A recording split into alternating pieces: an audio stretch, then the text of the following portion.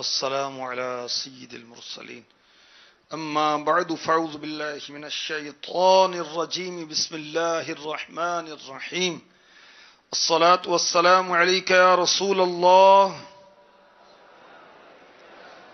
وعلى آلك وأصحابك يا حبيب الله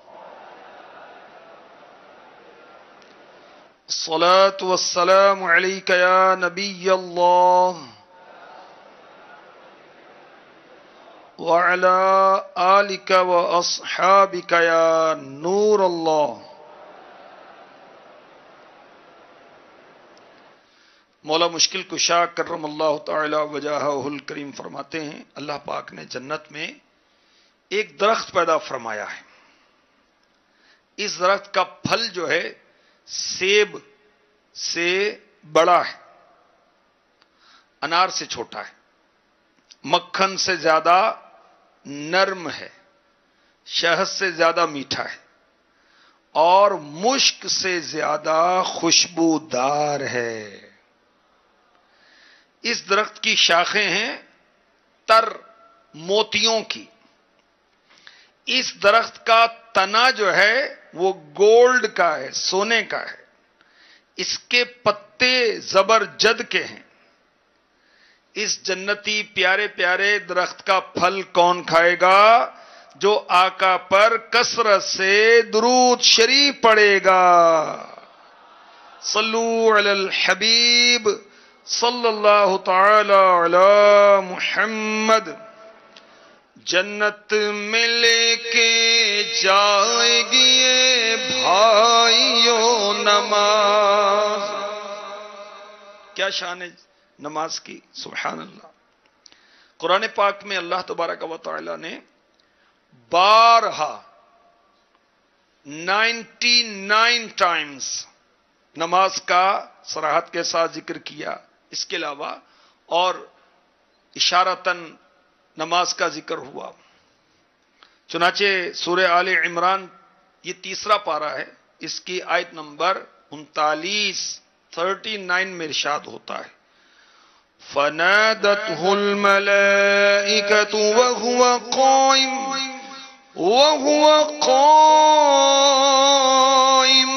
يُصَلِّي فِي الْمِحْرَابِ. تو فرشتوں نے اسے پکار کر کہا جب وہ اپنی نماز کی جگہ کھڑے نماز پڑھ رہے تھے. سبحان اللہ. یہ بیان ہو رہا ہے حضرت زکریا علیہ السلام کی نماز کا. آپ نماز میں مشغول تھے تو اس وقت جبریل امی علیہ السلام سفید لباس میں ایک جوان کے روپ میں تشریف لائے اور انہیں حضرت زکریا علیہ السلام کو ایک بیٹے کی خوشخبری سنائی. تو حضرت زکریا علی نبینا علیہ السلام ان کے دین میں بھی نماز تھی اور نماز اسلامی نماز کی طرح اعمال اور وہ اقوال تھے. تو آپ نماز پڑھ رہے تھے تو قیام کی حالت میں تھے، یہ آواز آئی ان اللہ یبشرک، اللہ نے تجھے خوشخبری دی. سبحان اللہ. حضرت زکریا علیہ السلام کہاں نماز پڑھ رہے تھے؟ حضرت سیداتنا مریم رضی اللہ تعالی عنہا جو حضرت عیسیٰ علیہ السلام کی والدہ ماجدہ ہیں، ان کی قیام گاہ میں کیوں پڑھ رہے تھے؟ وہاں پر اللہ کی ولیہ کی قرب سے نماز قبولیت سے قریب تر ہو جاتی ہے. کس طرح؟ امام شافعی رحمۃ اللہ تعالی علیہ فرماتے ہیں کہ مجھے کوئی حاجت پیش آتی تو میں فلسطین سے بغداد آتا ہوں اور امام اعظم ابو حنیفہ کی مزار پر حاضری دیتا ہوں، 2 رکعت نماز پڑھ کر ان کی قبر شریف کے پاس دعا مانگتا ہوں تو میری حاجت بہت جلد پوری ہو جاتی ہے۔ تو انبیاء کرام علیہم الصلاۃ والسلام بھی نماز پڑھا کرتے تھے۔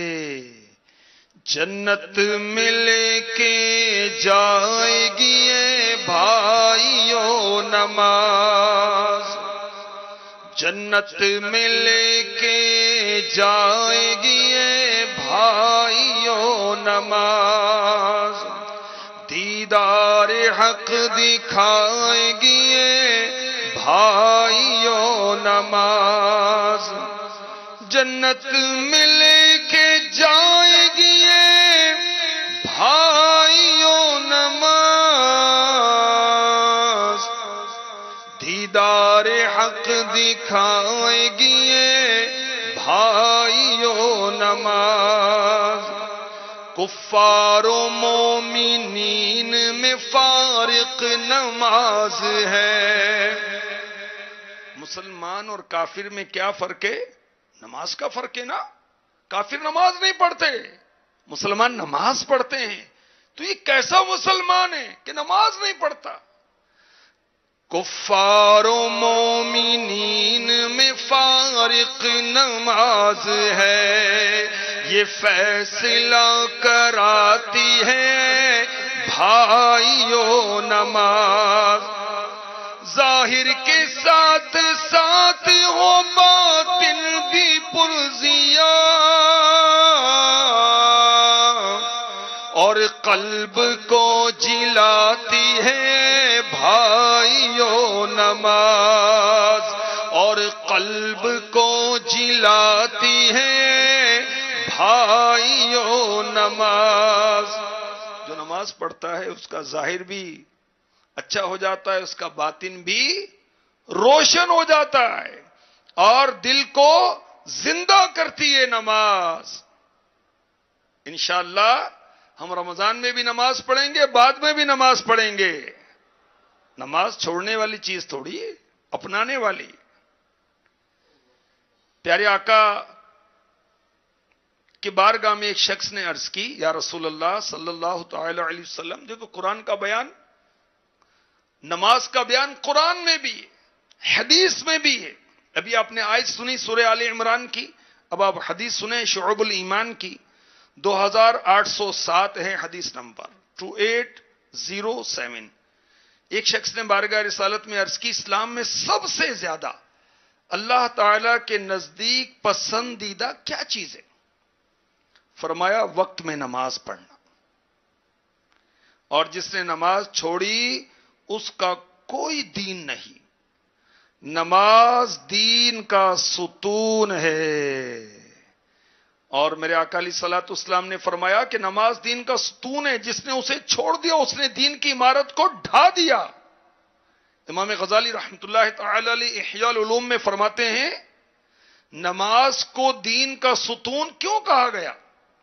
اس کی وضاحت فرماتے ہیں، نماز کے کچھ اسرار ہیں، بھید ہیں، اس میں کچھ سیکریٹس ہیں، جن میں یہ بھی ہے نماز عاجزی کا بہترین مظہر ہے۔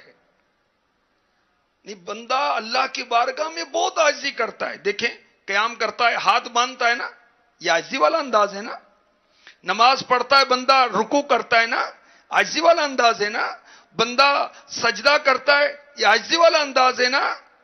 یہ سب اعمال عاجزی والے ہیں، اس لیے امام غزالی فرماتے ہیں کہ نماز کو دین کا ستون کہا گیا ہے۔ سبحان اللہ، نماز دین کا ستون۔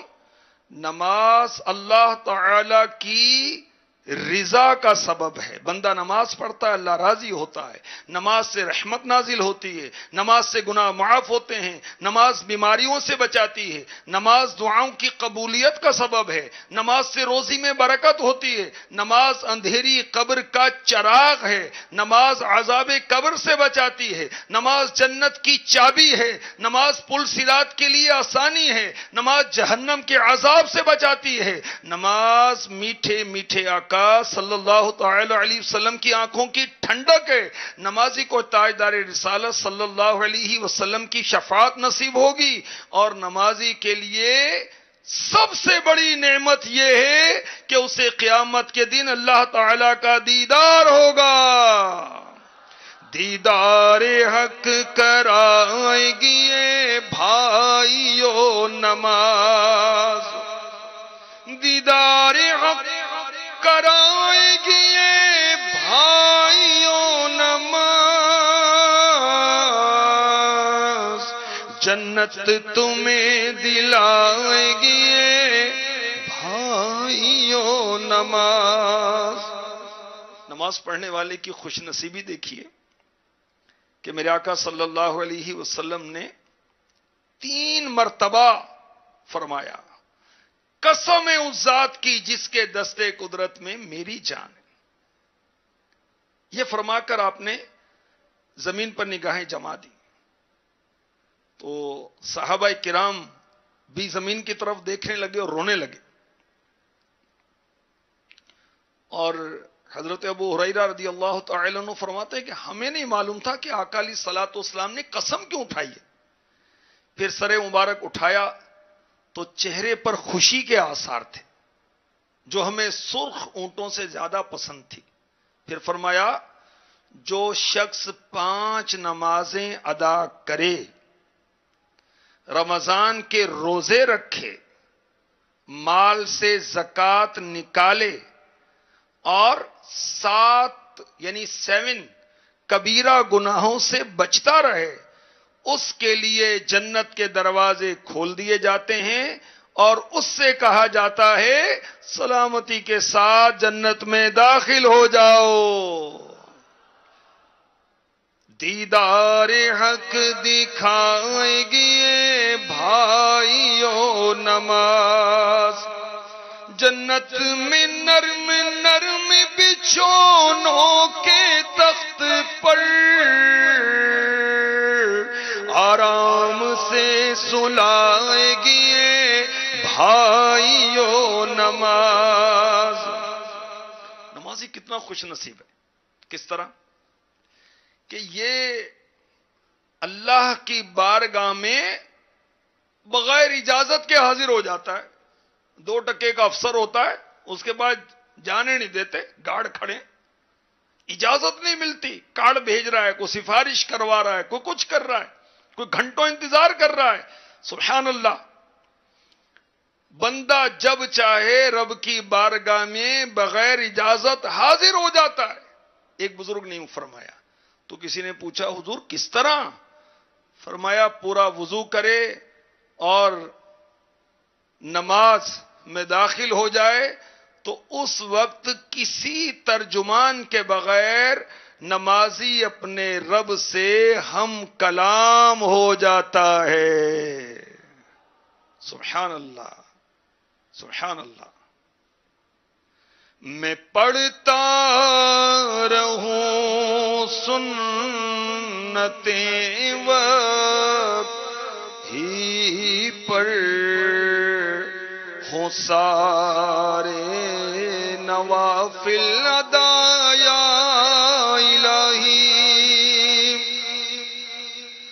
میں 5 نمازیں پڑھوں با جماعت، ہو توفیق ایسی عطا یا الہی، ہو توفیق ایسی عطا یا الہی. آمین. نماز کے میڈیکلی کیا فائدے حاصل ہوتے ہیں سنی. پڑھنی تو اللہ کی رضا کے لیے چاہیے. مدنی چینل کے ناظرین اور مدنی چینل کی ناظرات اور وہ نادان جو روزہ رکھ لیتے نماز نہیں پڑھتے. بھئی روزہ بھی رکھنا ہے، فرض ہے، نماز بھی تو پڑھنی ہے نا. رمضان میں بھی پڑھنی ہے، عید پر بھی پڑھنی ہے، عید کے بعد بھی پڑھنی ہے، ساری زندگی پڑھنی ہے انشاءاللہ. نماز دل کو بڑھنے سے روکتی ہے، اور اگر دل بڑھ گیا ہو یہ بیماری ہے بہت بڑی. تو نماز اسے اصلی حالت میں لانے میں مددگار ثابت ہوتی ہے۔ نماز کیلسٹرول، جو چربی کے اندر، خون کے اندر چربی ہوتی ہے، اس کو ایندھن کے طور پر جلا دیتی ہے، موٹاپے کو روکتی ہے نماز۔ نماز اعلی قسم کا صاف خون پیدا کرتی ہے۔ نماز کی اگر صحیح ادائیگی کی جائے، وقت کی پابندی کے ساتھ کی جائے، تو نماز پڑھنے سے دل کو سکون ملتا ہے، طمانینت حاصل ہوتی ہے، جسمانی قوت حاصل ہوتی ہے، سکون ملتا ہے، خود اعتمادی پیدا ہوتی ہے، جسم اور چہرہ خوبصورت ہو جاتا ہے، اور انسانی شخصیت کا وقار بڑھ جاتا ہے، اس کو پریسٹیج ملتی ہے۔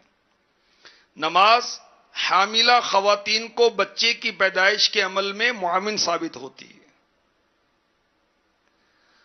اور نماز کا عمل جو ہے، جن کے ہاں بچے کی ولادت ہوتی ہے ان کو آپریشن سے بچاتا ہے۔ نماز کینسر سے بچاتی ہے، جسم کو خوبصورت بناتی ہے۔ خواتین کی جو مخصوص بیماریاں ہیں اس میں بھی نماز مفید ہے، اور اگر صحیح طرح سے نماز پڑھیں تو بیماریوں کے خلاف مکمل مدافعت پیدا ہو جاتی ہے۔ اچھا، نماز 5 وقت فرض ہوئی، اس کی کیا وجہ ہے؟ اس کی کیا حکمت ہے؟ بڑی پیاری بات لکھی ہے مفتی احمد یار خان نعیمی نے۔ نماز 5 ہیں، اس کی کیا حکمت ہے؟ معراج میں پہلے 50 نمازیں فرض ہوئی تھیں، 45 وقت کی معافی ہو گئی، اور اللہ کے ہاں نیکی کا بدلہ 10 گنا ہوتا ہے۔ من جاء بالحسنۃ فلہ 10 امثالھا۔ تو اب نمازیں پڑھنے میں 5 ہیں اور ثواب میں 50۔ اب نہ پڑھے تو بندے کا قصور ہے۔ اللہ پاک ہمیں پکا نمازی بنا دے، آمین، بجاہ النبی الامین صلی اللہ تعالی علیہ وسلم۔